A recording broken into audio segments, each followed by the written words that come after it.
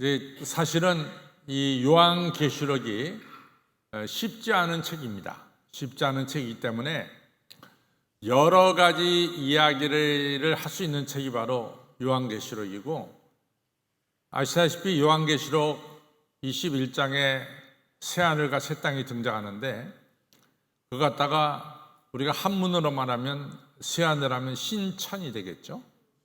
또 새 땅 하면 신지가 됩니다. 그래서 신천, 신지, 이것이 새하늘과 새 땅인데, 이것을 줄여서 신천지라고 하는 것을 만들어서 지금 이단이 어마어마하게 활동하고 있죠. 또 그 밖에도 우리가 알다시피 계시록 11장에 보면 뭐가 나오냐면 두 증인이 이제 42개월 동안 두 증인이 환난과 핍박 속에서 복음을 증가합니다. 두 증인, 두 감람나무, 두 촛대 뭐 이렇게 표현되고 있어요. 근데 그 두 감람나무 중에 바로 하나가 바로 자기 자신이다. 이래서 이단이 우리 어렸을 때 한참 우리 이단이 활동했는데 그것이 박태선 장로 이단입니다. 그것이 발전이 돼서 여러분 잘 알다시피 신양촌이라는 것을 만들게 되었죠. 이처럼 요한계시록을 근거로 해서 수많은 이단들이 우후죽순처럼 나타나고, 또 이 요한계시록에 나오는 내용을 가지고 지금을 이제 누구다, 요한계시록에 나오는 이 붉은 영이 누구다, 뭐 이런 식으로 이제 이야기를 하는 경우가 많이 있습니다.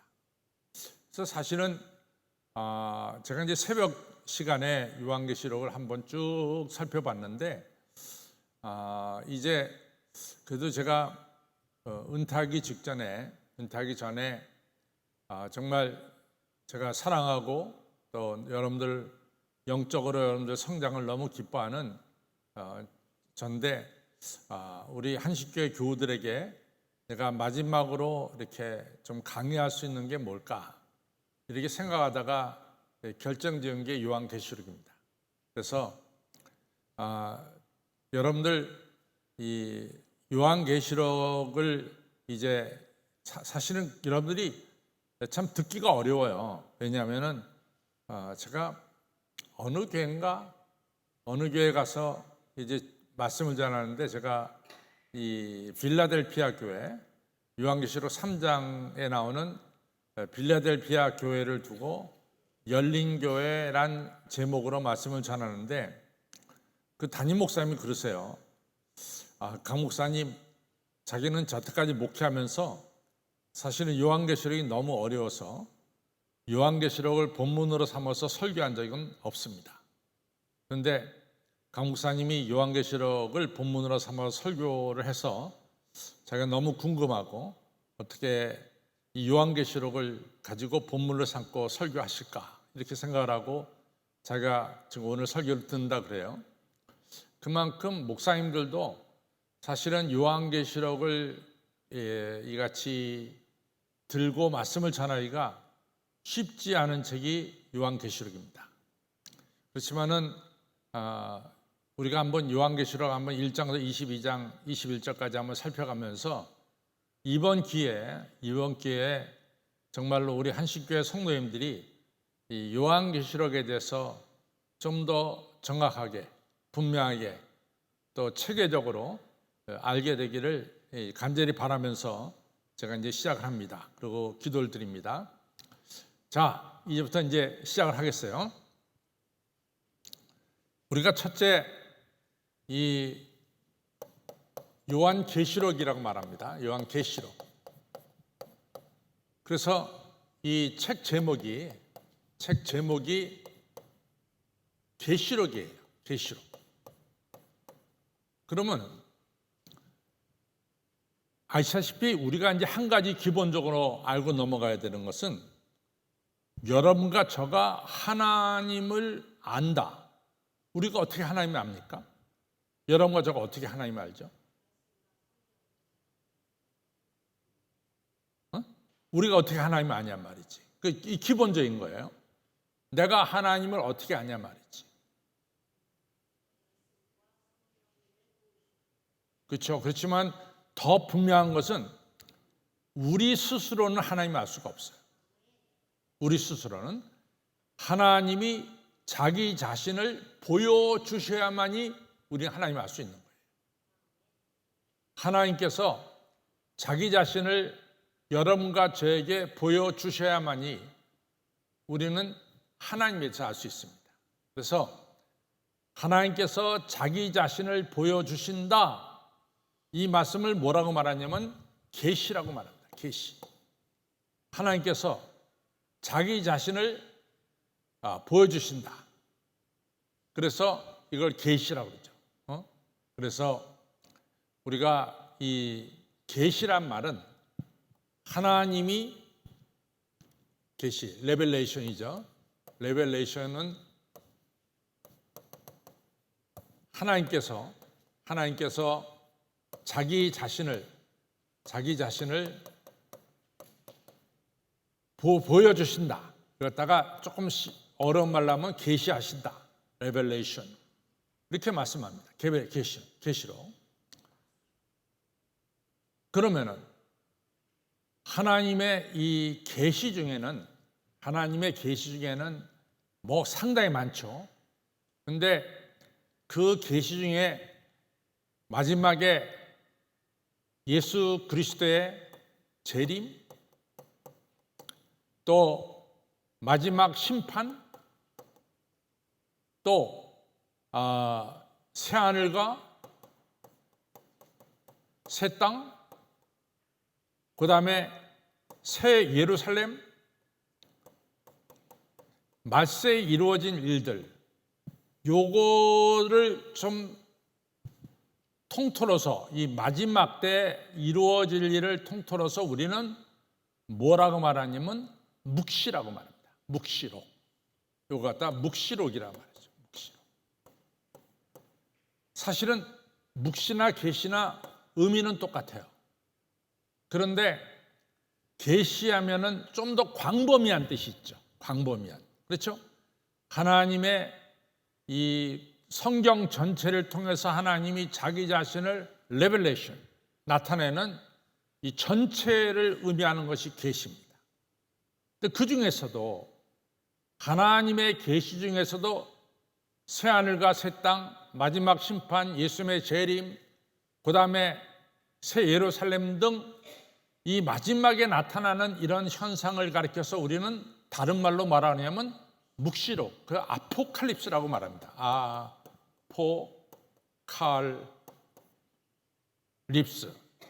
칼립스, PS, 아포칼립스, CALYPSE, 아포칼립스라고 이렇게 부릅니다. 그렇다고 우리가 묵시라 그래요. 그렇다면은 이 요한 계시록은 사실은 계시록이란 말보다는 뭐가 더 가깝겠어요? 묵시록이 가깝습니다. 그래서 영어 성경에는 레벨레이션이라는 말로 나오는 것도 있고 아포칼립스, 묵시라고 하는 말로 나오는 것도 있어요. 그래서 우리가 한때 우리 성경이 이 새롭게 번역돼서 성경이 나올 때 그때는 요한계시록을 뭐라고 표현했냐면 묵시록이라고 표현했어요. 그래서 이 묵시록이 조금 더 요한계시록의 성격에는 더 맞다, 이렇게 볼 수가 있습니다. 그럼 여러분들 충분히 이해가 됐죠? 우리가 하나님을 알 수 있는 것은 하나님께서 자기 자신을 셀프 레벨레이션, 자기 자신을 보여주는 것이거든요. 자기 자신을 계시해야만이 우리가 알 수 있습니다. 하나님이 자신을 계시하지 않는 한 우리는 알 수가 없어요. 그래서 하나님이 자신을 보여줄 때 우리가 하나님을 알 수 있는 거고, 하나님께서 자기 자신을 보여주는 걸 갖다가 우리는 계시라고 말합니다. 근데 그 엄청난 하나님의 계시 중에서 특별히 마지막 부분, 새하늘과 새 땅, 새 예루살렘, 뭐 이렇게 마지막 부분을 가리켜서 우린 꼭 집어서 뭐라고 말하냐? 아포칼립스, 마지막 부분, 그걸 갖다 묵시라고 말하고 있습니다. 그래서 엄격하게 말하면 요한계시록이라는 책 제목보다는 묵시록이라는 책 제목이 훨씬 더 합당하다, 이렇게 볼 수 있어요. 첫 번째고, 그 다음에 두 번째로 갑니다. 두 번째는 누가 썼느냐는 거죠. 누가 썼느냐. 우리 성경을 좀 보겠어요.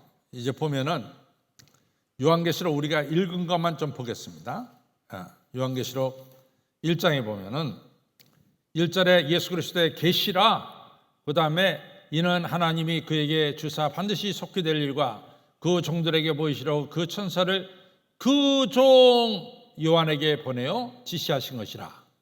요한에게 계시하신 것이죠. 2절, 요한은 하나님 말씀과 예수 그리스도의 증거 곧 자기의 본 것을 다 증거하였느니라. 그래서 요한이라고 말합니다.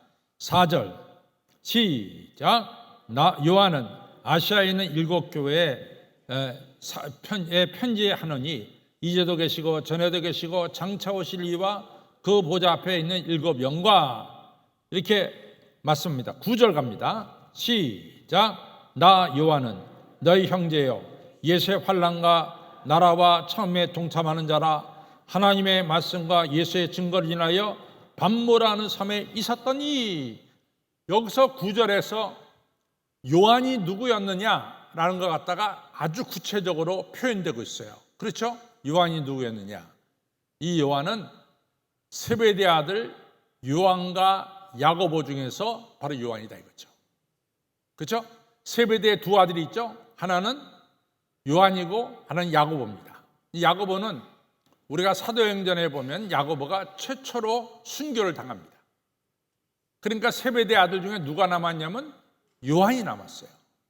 그래서 여기서 나는 너희의 형제다, 믿음의 형제다, 이렇게 얘기하고, 난 예수 그리스도의 고난과 이러한 것을 다 내가 너희들과 함께 동참을 했다. 그러니까 예수 그리스도의 십자가를 자기가 다 목격했다, 이런 얘기죠. 이러한 이 요한이 바로 7 교회에다가 편지했다 할 때여서 1장 9절을 통해서 이 저자가 누구인가를 우리는 발견할 수가 있죠. 이 저자는 바로 세베대의 아들 요한이다. 그래서 사실은요, 이 굉장히 이거에 대해서 이 학자들 간에 논쟁이 많아요. 그러나 저는 아주 분명하게 요한계시록은 사도 요한이 썼다, 이걸로 정리합니다. 더 이상 나는 그에 대해서 논쟁하지 않아요. 사도 요한. 그 다음에 요한이 신약성서 27권 중에서 몇 개를 썼죠? 신약성경 27권 중에서 요한이 쓴 책이 몇 권이 됩니까? 네? 5권이에요. 그래서 요한복음이 나오죠? 그렇죠? 그 다음에 요한 1, 2, 3, 4가 나오죠? 그 다음에 요한 계시록이 나옵니다. 그래서 5권을 썼어요. 이것이 이제 두 번째. 요한계시록을 쓴 사람은 누구냐? 바로 세베대 아들 요한이다. 사도 요한이다. 이렇게 이제 정리가 됩니다. 그 다음에 세 번째로 다뤄질 것은 뭐냐? 그러면 언제 썼느냐? 언제 썼느냐?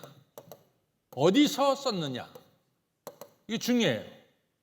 언제 썼느냐? 어디서 썼느냐? 이것이 이제 상당히 중요한데, 이제 내가 조금 이따 이 기록을, 이 책을 쓴 목적을 제가 설명할 때 말씀을 드리겠지만은, 지금 그 로마 황제 중에서 기독교를 구체적으로 핍박한 사람들을 우리가 한 2명을 꼽아요. 하나는 네로고 하나는 도미티안입니다. 네로는 54년서부터 68년까지 통치를 했고, 도미티안은 81년서부터 96년까지 이제 통치한 로마 황제가 되겠어요. 근데 이제 나중에 우리가 다 살펴보겠지만은 네로의 기독교인 박해보다는 도미티안 황제가 기독교를 박해한 게 훨씬 무서웠어요. 네로는 아마 한 10중에서 한 5 정도 핍박의 강도가 있었다고 치면은 도미티안은 10에 가까운 네로가 기독교를 박해한 그 강도의 배 정도를 도미티안은 박해를 했어요. 근데 한 5 정도 박해할 때 우리가 알다시피 기독교인들이 많이 죽죠. 그래서 대표적으로 우리가 죽은 순교한 사람을 꼽으라고 하면 이런 거 저건 너무 잘 알아요. 베드로와 사도 바울이 그때 죽습니다. 그래서 이 요한계시록이 네로 때 쓰여진 게 아니냐 이렇게 주장하는 사람들도 있어요. 근데 이제 이것을 우리가 아는 대로 사도 요한이 썼는데 사도 요한이 언제 그 반모섬으로 유배 갔느냐, 언제 반모섬으로 갔냐는 96에서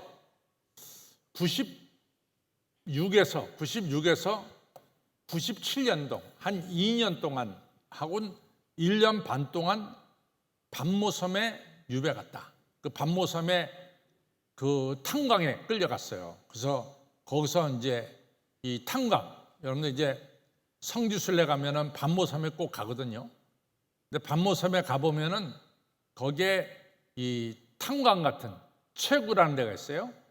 거기에 끌려가서 일을 했습니다. 그것이 반모섬인데, 이 96에서 97에 이제 끌려갔는데, 그러면은 사도 요한이 이 요한계시록을 썼으니까 요한계시록은 아마 97년 때 이제 하나님께로부터 묵시를 받았으니까 이 쓴 것은 네로 황제 때가 아니라 도미티안 때 받아서 도미티안 이후에 이것을 쓰지 않았을까 이렇게 생각합니다. 그렇죠?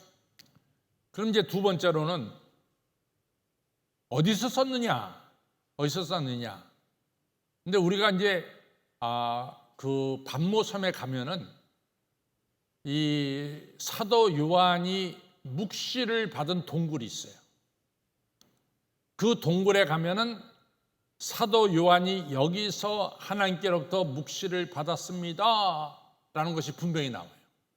묵시 받은 장소가 정확하게 반모섬의 그 요한의 동굴에 가서 볼 수 있어요. 우리는 그 동굴에 가면은 사실은 어떠한 전율을 느껴요. 그 옛날에 2000년 전에 사도 요한이 하늘로부터 계시를 받은 그 장소에 가면 마치 우리도 거기에 오면은 계시를 받을 것처럼 이런 기대와 전율이 우리에게 찾아드는 것이 바로 그 동굴입니다. 그 동굴의 이 벽에다가 이 사도 요한이 머리를 팍 대고서 이제 계시를 받았기 때문에 사도 요한이 이 돌에 부닥 이렇게 기대면서 이 계시를 받아서 사도 요한의 머리가 이렇게 혹이 튀어나온 것을 거기에 이제 그려놨습니다. 근데 그 동굴에서 사도 요한이 계시를 받았다. 이것만큼은 틀림없어요. 근데 계시를 썼다. 그런 건 없어요. 받은 건 거기지만은 계시를 쓴 것은 다른 곳이다 그 말이에요. 여러분들 로마의 황제 중에 아주 현명한 황제 오현제라는 말을 들었어요. 오현제.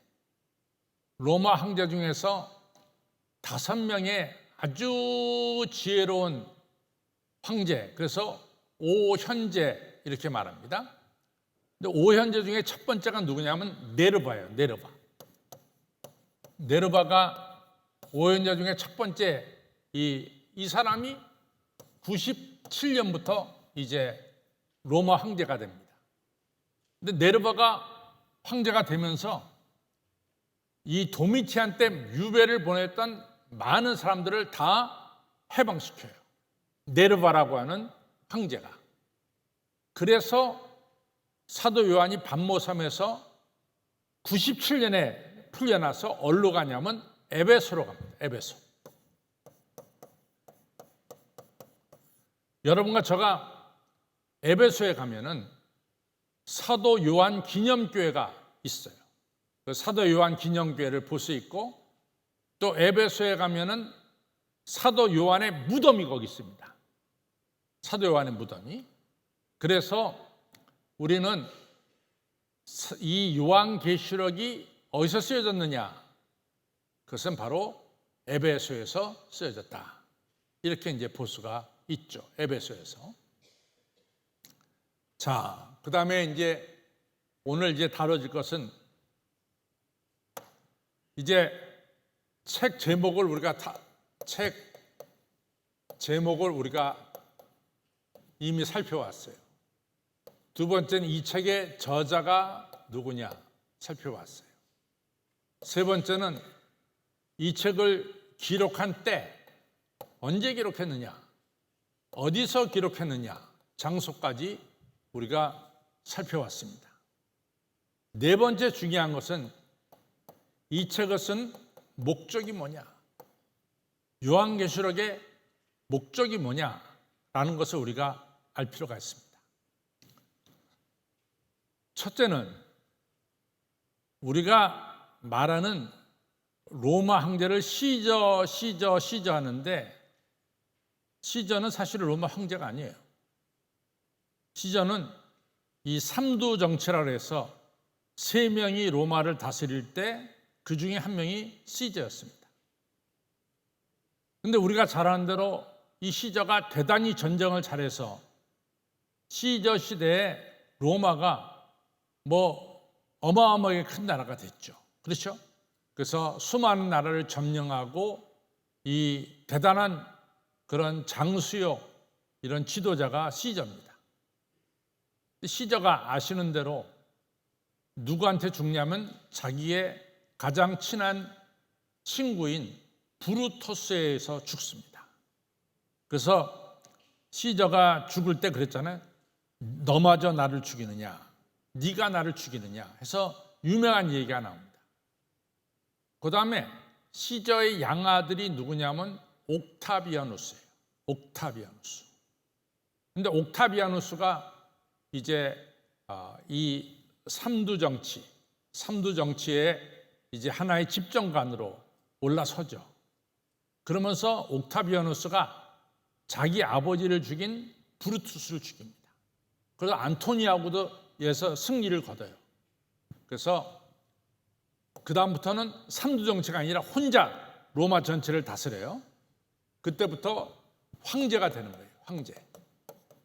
그래서 첫 번째 황제는 우리는 옥타비아누스로 알고 있지만은 옥타비아누스가 개명을 해서 자기 이름을 아우구스투스라고 부릅니다. 아우구스투스가 첫 번째 황제예요. 근데 왜 아우구스투스가 우리한테 굉장히 중요하냐? 아우구스투스가 주전 27년부터 14년까지 황제로 있었거든요. 그럼 요 시대에 누가 태어났습니까? 요 시대에 누가 태어났어요? 예수님이 태어났다고. 아우구스투스 황제 시대에 예수님이 태어났어요. 그래서 아우구스투스 황제가 자기 식민지 국가 모든 사람들에게 좀 더 구체적으로 세금을 거두려고 인구 조사를 시켰단 말이지. 그러니까 요셉과 마리아가 살던 장소가 나사렛인데 본적은 어디냐면은 요셉이 유다 지파 사람 아니에요. 그러니까 유다 지파의 본거지가 어디냐면 베들레헴이라고. 그래서 다윗을 베들레헴 사람이라고 부르잖아요.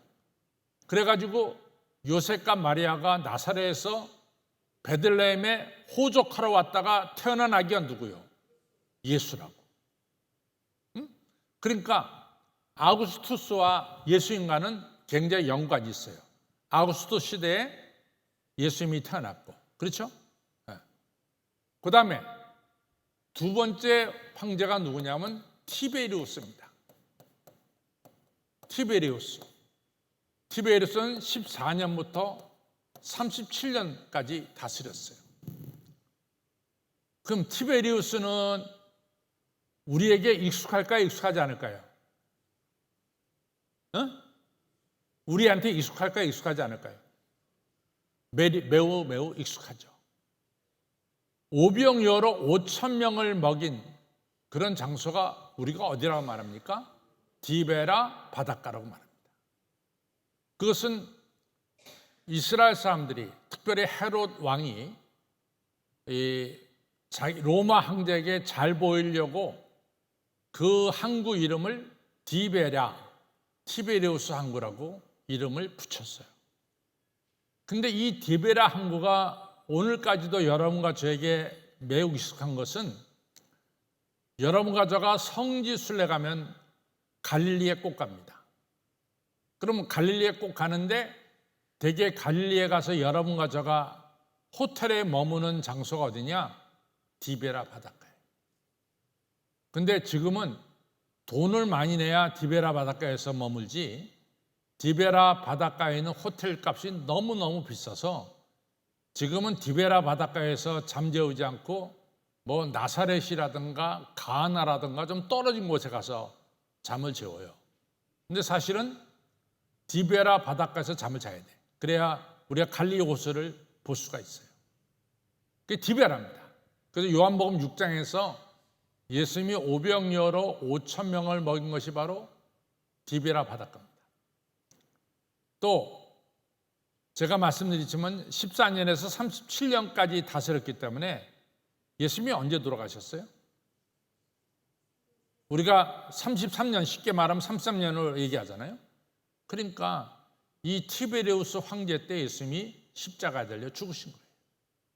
그러니까 아주 티베리우스 황제는 우리하고 굉장히 밀접하게 연결됐어요. 세 번째 황제가 뭐냐면 갈리귤라입니다. 37에서 41년까지 다스렸거든요. 근데 이 황제가 약간 미추강이에요. 정신 이상자예요. 그래갖고 이 황제 때부터 조금 이상한 조짐들이 보이기 시작한 게 뭐냐면, 이 갈리귤라가 자기의 모양을 조각했어요. 자기 모양을. 그래서 자기를 조각한 그 물건을, 그러니까 자기 흉상이죠.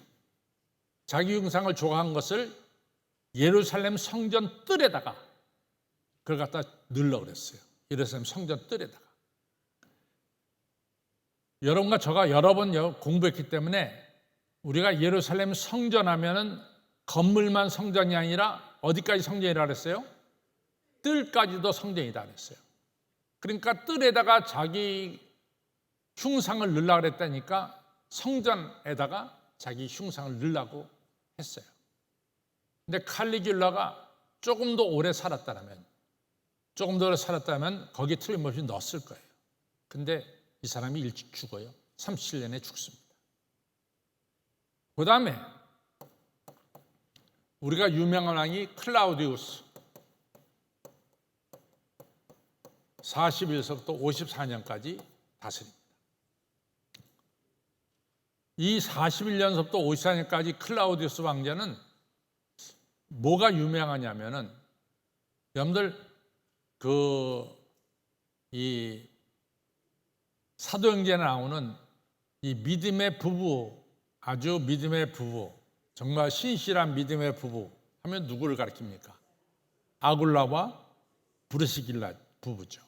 아굴라 브리스길라가 사실은 본도 출신이에요. 나중에 이제 우리 지도를 이제 펼쳐지면 다음 주부터 소아시아 지도를 펼쳐보면 제가 본도가 어디라는 것을 가르쳐 드릴 거예요. 본도 출신인데 어디가 살았냐면 로마에 가서 살았어요. 로마에 가서 살다가 클라우디우스 황제가 로마에 있는 유대인을 추방시킵니다. 로마에 살고 있는 유대인을 추방시킵니다. 그래서 로마의 털을 잘 잡고 살다가 추방당하니까 다시 본도로 갈 수가 없잖아요. 그래서 간 곳이 어디냐면은 고린도로 갔어요. 그래서 고린도에 가서 누구를 만나냐면 거기서 사도 바울을 만나요. 그것이 참 굉장히 극적인 거죠. 거기서 사도 바울을 만나가지고 사도 바울로부터 복음을 듣고 그 다음에 자기 집에서 사도 바울이 머물게 하면서 같은 직업, 천막 만드는 직업을 하고 사도 바울은 고린도에서 복음을 전할 수 있도록 뒷바라지를 해준 사람이 누구냐면 바로 아굴라와 브리실라 부부가 되겠습니다. 그 다음에 다섯 번째가 누구냐면 유명한 네로입니다. 네로는 54년서부터 68년까지 다스렸어요.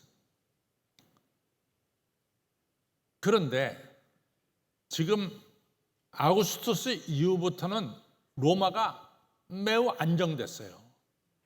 더 이상 로마가 큰 전쟁도 없었고요. 로마가 상당히 안정되게, 소위 말해서 로마의 평화라는 것이 팍스 로마나라고 그러잖아요. 팍스 로마나. 이것이 로마의 평화, 유명한 팍스 로마나. 로마가 태평성대를 이제 지내고 있었단 말이죠. 아우구스투스 이후부터 쭉 로마가 굉장히 안정되게, 조금 더 로마를 감히 건드리는 나라가 없이, 로마가 또 큰 전쟁도 없이 평화롭게 로마가 지내기 시작했습니다. 그때부터 뭐가 생겨지기 시작하냐? 로마 황제들이 자기를 우상화하는 작업이 그때부터 생기기 시작합니다. 만약에 로마가 여기저기서 전쟁이 터졌다면 황제가 자기를 우상화할 수 있는 그런 시간이 없어요. 왜냐하면 전쟁터에 나가서 싸워야 되니까. 근데 아우구스투스 이후부터 로마가 말이죠, 굉장히 안정되게 로마가 로마의 평화하면 팍스 로마나라고 그러잖아요. 팍스 로마나가 이제 실천되면서부터 로마가 안정되기 시작하니까, 그 다음에는 어떤 현상이 벌어지냐면 황제가 안정되기 시작하니까 이제 황제는 자기를 우상화하는 작업이 시작돼요. 그러면은 황제를 신으로 모시고 우상화하는 이런 작업이 벌어질 때 크리스천들이 거기에 동조하냐 말이죠. 동조하지 못하잖아. 그러니까 네로 황제 때 사도 바울하고 베드로가 순교를 당하는 거예요. 우리는 황제에게 절할 수가 없다. 우상 앞에 절할 수가 없다. 이러니까 더 이상은 이제 크리스천들이 박해가 심해지는 거죠. 네로 뒤에 약간 나라가 어지럽습니다. 그래서 68년부터 69년 사이에 3명의 황제가 바뀌어요. 오토, 갈바, 또 한 명이 있는데 좀 이름 긴 사람이 있는데, 이 3명이 68년, 69년에 3명의 황제가 바뀌어요.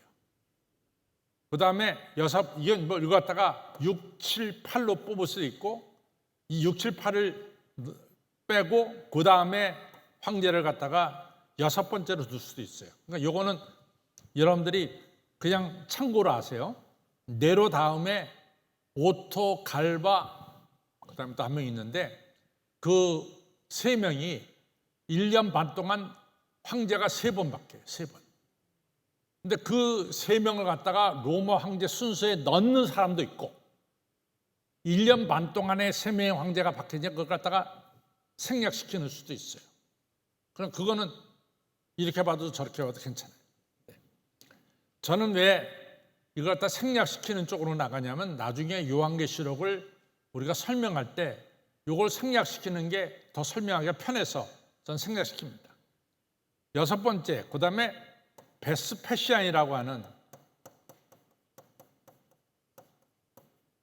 이런 이제 황제가 나오는데, 이 사람은 69년서부터 79년까지 베스페시안이 다스려요.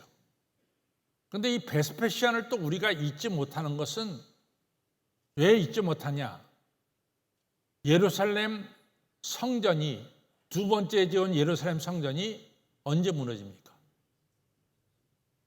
예루살렘 성전. 첫 번째는 587년 바벨론한테 솔로몬이 지은 성전은 무너졌고, 바벨론 포로로 끌려갔다가 돌아와서 515년, 주전 515년에 우리가 이 두 번째 성전이 있죠. 예수와 학계, 스룹바벨 이 세 분에 의해서 두 번째 제2의 성전이 건립이 되잖아요. 515년, 주전 515년에. 그럼 제2의 성전이 그 다음에 헤롯 대왕을 통해서 대대적인 보수를 하죠. 그래서 아주 아름다운 성전으로 바뀝니다. 헤롯 대왕이 성전을 크게 보수했잖아요. 이 성전이 언제 무너지느냐? 70년에 무너지잖아요. 70년. 그러면 이때 누구 황제 때 무너지는 거예요? 베스페시안 황제 때 무너지는 거예요. 그럼 그 당시에 베스페시안 황제 때 예루살렘 성전을 갖다 무너뜨리려고 이 나온 대장 이름이 뭡니까? 대장. 그것이 티투스예요. 티투스. 티투스가 베스페시안의 명령을 받고 70년에 제2의 성전, 예루살렘 성전을 폐파시키죠. 그래서 그때부터 지금까지 성전이 없어요. 그렇죠? 70년 이후서부터 2024년 오늘날까지 예루살렘 성전이 없습니다. 아주 중요한 거죠. 그 다음에 7번째 황제가 누가 됐냐면 티투스가 됩니다. 지금 예루살렘을 망가뜨린 티투스가 있는데, 티투스는 오래 살지 못해요. 79년에서 81년까지밖에 못 삽니다. 그 다음에 이제 8번째 황제가 도미티안 황제입니다.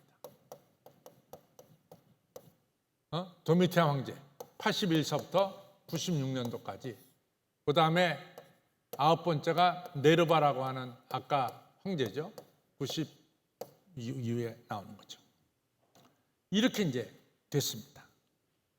그러면서 제가 조금 전에 첫 번째 설명할 때 말씀드렸듯이 네로가 기독교를 박해한 게 강도가 5이라면은 도미티안이 기독교를 박해한 것은 강도가 10이다.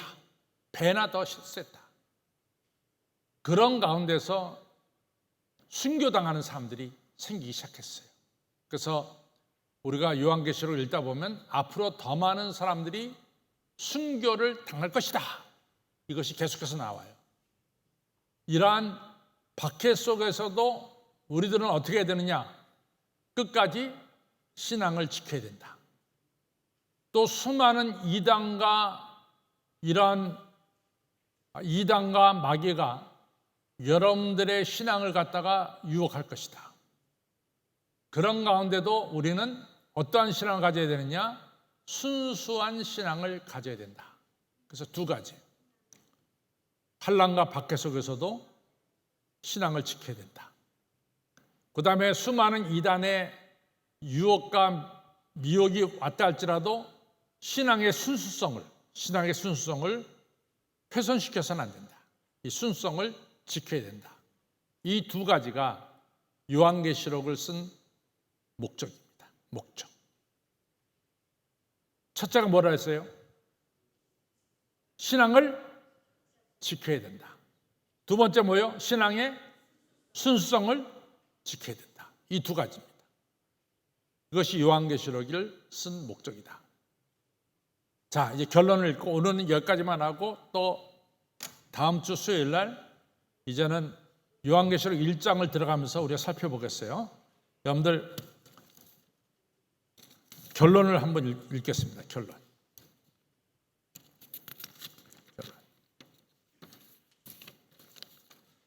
같이 읽죠. 시작. 우리의 신앙생활은 평안할 때도 있지만 어려울 때도 있습니다. 그러나 분명한 것은 편안한 때에는 마귀 사탄의 시험이 있고 어려울 때 외부적인 박해가 있음을 알 수 있습니다. 사도 요한이 초대 교회에 보낸 계시록에서 그리스도인은 순교 정신을 가지고 인내하면서 신앙생활할 것을 말씀했습니다. 즉 어떤 경우에도 순수한 신앙을 지키라는 것입니다. 오늘 우리들도 성령의 도심 속에서 진리의 길로, 순수한 믿음의 길로, 생명을 살리는 길로, 치료받고 치료하는 길로, 거룩해지는 길로, 그리고 질서 있는 신앙생활의 길로 나아가야 하겠습니다.